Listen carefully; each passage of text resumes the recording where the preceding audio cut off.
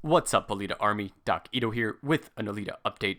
The doctor is in. Today, we're talking about Endgame breaking box office records and why that's bad for the movie industry and movies like Alita. We're answering questions of whether Alita is coming back to IMAX in May. We're looking at the box office numbers with Alita going over 404. 404 not found. False. And I'm going to comment a little on my Rosa Salazar video from yesterday. But first, remember to like and subscribe to the channel, and hit the notification bell so you don't miss any of Doc Ito's free repairs. IndieWire reports that Avengers Endgame will be breaking box office records, and argues that might not be a good thing.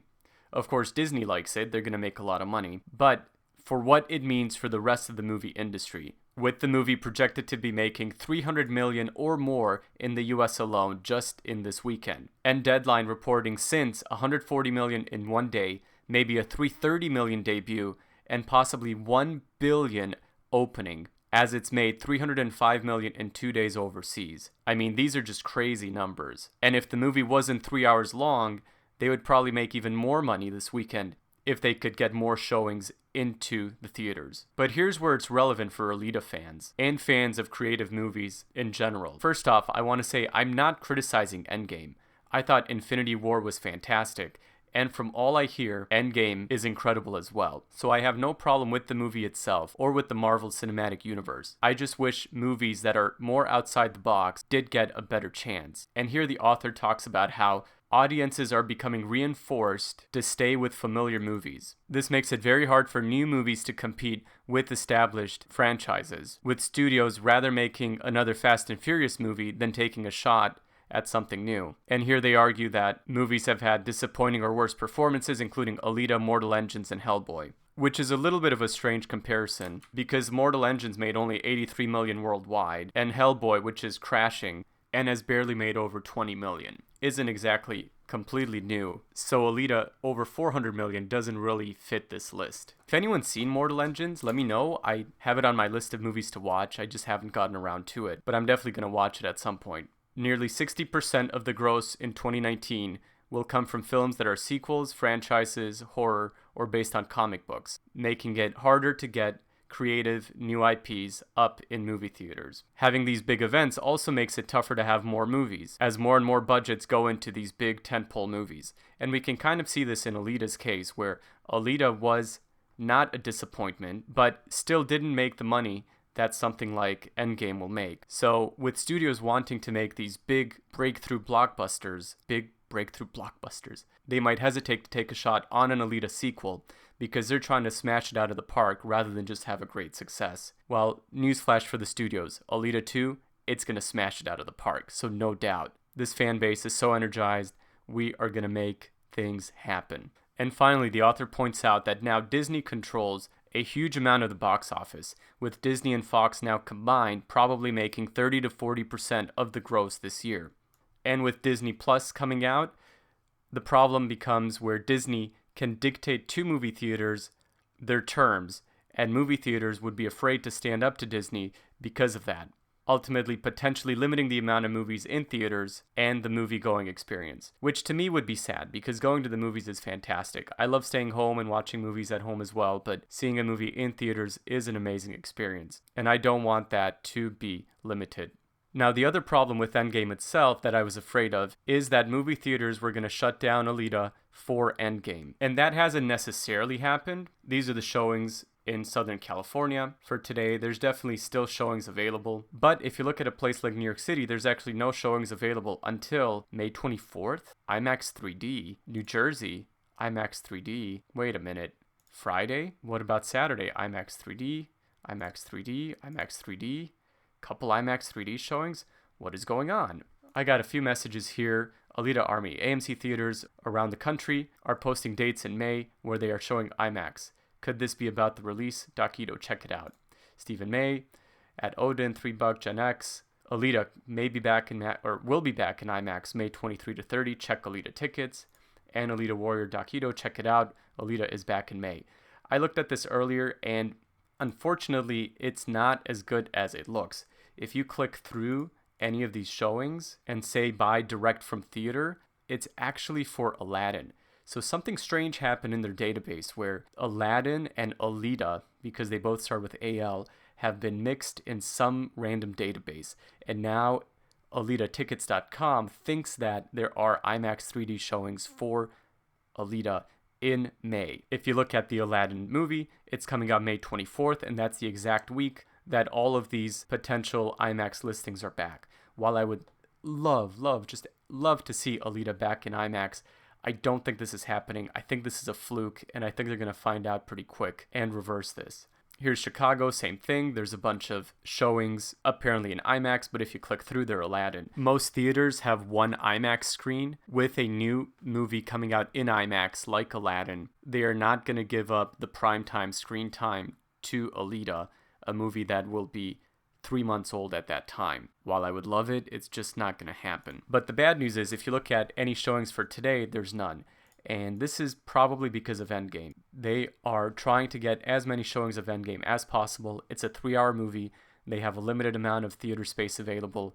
And I do think this weekend is going to be probably pretty rough for Alita. There might be a little bit of a bounce back afterward, but I could also see it just going out of theaters completely, which is a shame because we actually had a good week. And Alita now sits at 404.3. The movie's making about $6,000 to $7,000 a day in the US. This past week, we made 99.9 thousand, number 99. Compared to 123 last week, this was only about a 20% drop, which is fantastic. And that's because the theaters only went from 149 to 116.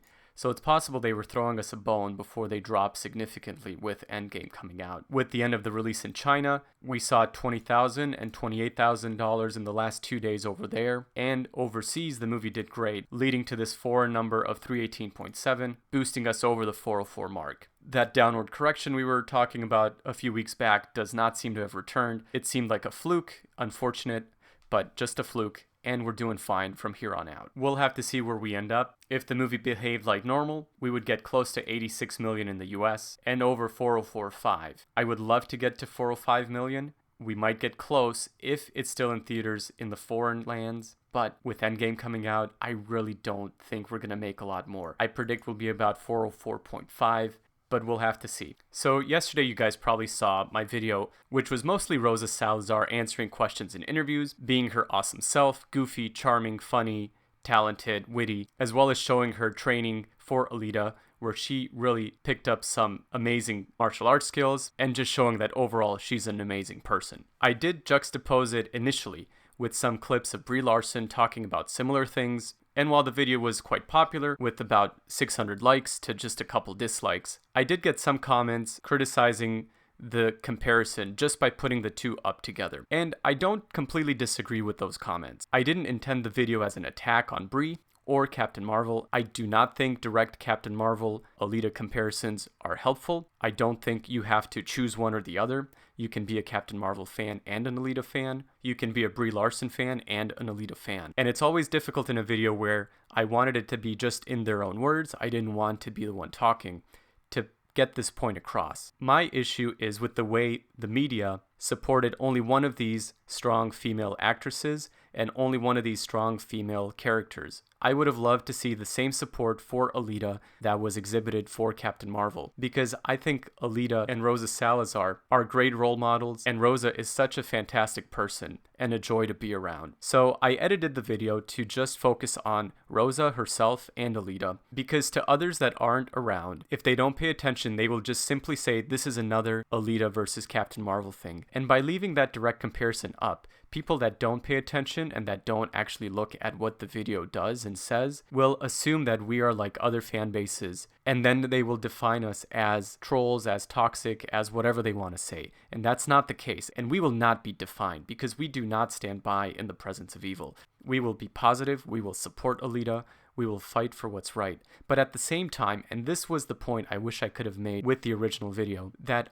my problem is with the media's treatment of Alita compared to other movies, because Alita deserves so much more, and Rosa deserves so much more than she got. And if this movie had gotten that support, we would be looking at $600, $700, $8 million in the gross box office. And the sequel, there would be no doubt about whether or not one would be made. So a couple quick reminders.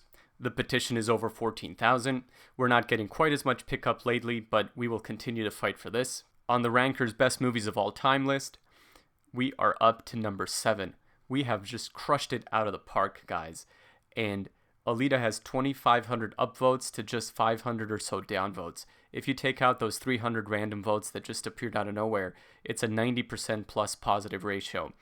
And with the amount of re-ranks we have, I think we're in a very good position. I think we'll be able to withstand any other attacks going forward. And if we need to have another call to action for this, I will be first in line to publicize this again. But for now, this is great, and we want to maintain this. Again, if we need to, I'll let you know, and we'll fight on. Still no word on the Blu-ray in the US. Like I said, I think the studio should wait until Endgame is out to actually release it. And while I did talk about this Alita SK pre-order available at Amazon UK, this apparently has been up for a little while, I just never noticed it. But there are also other listings on the UK website, including one without a price that has no pre-order available, and another one listing it at £30 to £50 with also no pre-order available. So I think probably we're still waiting, and these are just placeholders. So overall, great news to be over 404 million. I do think Endgame is going to limit the amount of money Alita is going to make going forward significantly. I think we're maybe going to get to 404.5 million. I don't think we're getting to 405. And I anticipate hearing something about the Blu-ray in the next couple of weeks. Remember to continue to fight for Alita, to do it in a positive way. We will, however, keep the media accountable, and we will do all we can to get that sequel to happen. Y'all have a great day. God bless. We'll talk to you soon. Doc Ito out.